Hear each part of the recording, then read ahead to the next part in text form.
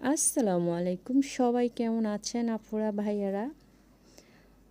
তো অনেক দিন ধরে ভাবতেছি, মনের ভিতরে কেন জানি এই অজানা কথাগুলো বারবার আমার স্মরণ হচ্ছে। ইচ্ছে করে আমি ঢাকা ছেড়ে, শহর ছেড়ে ইচ্ছা করে অনেক দূরে চলে যাই এবং গ্রামে, সেই আগেরকার দিনে গ্রামে গিয়ে একটা টিনের ঘর করে আর সেই টিনের ঘরেই থাকি।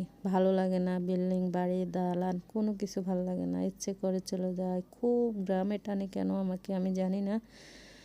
হয়তো নাকি মরেই যাব, আল্লাহ জানে। মন চায় গ্রামে যাই, ছোট্ট একটা টিনের ঘর করি, পাশে একটা কবরস্থান তৈরি করি, নিজের মতো করে কবরস্থানকে সাজিয়ে রাখি।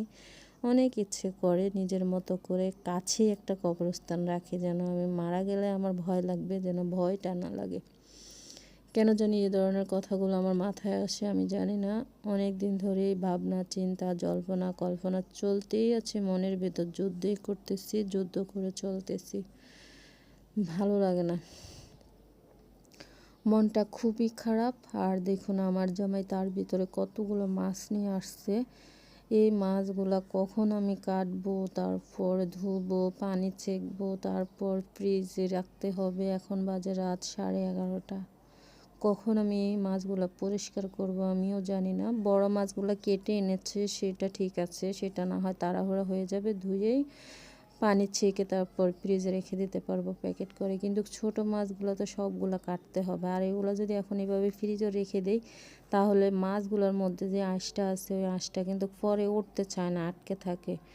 তা কাটা ফ্রিজে রাখার আগে এগুলো কেটে রাখা দরকার।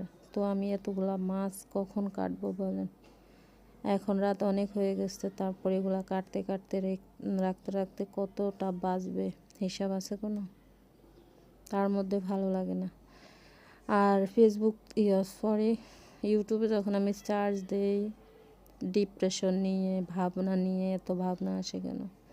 হাজার হাজার মানুষ দেখি সেখানে কমেন্ট করে, সেই ডাক্তারের কাছে মানে অধিকাংশ মনে হয় যে কয়েক হাজার হাজার পড়ে যায় কমেন্ট। তারা সবাই মরণ রোগে ভুগতেছে, ডিপ্রেশন নিয়ে আছে, কারো কাছে ভালো লাগে না, হতাশাগ্রস্ত সবাই।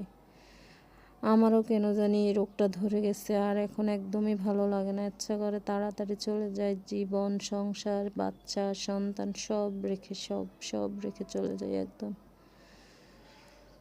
আর ভালো লাগে না দুনিয়াদারি কোনো কিছু। তার উপরে যে অ্যাক্সিডেন্ট হয়, এক একজনের যে মারামারি হয়, মাথায় কোনো কিছু ধরে না। এগুলো দেখলে তো আরও বেশি আমি ডিপ্রেশনে চলে যাই, আরও বেশি পাগল পাগল লাগে।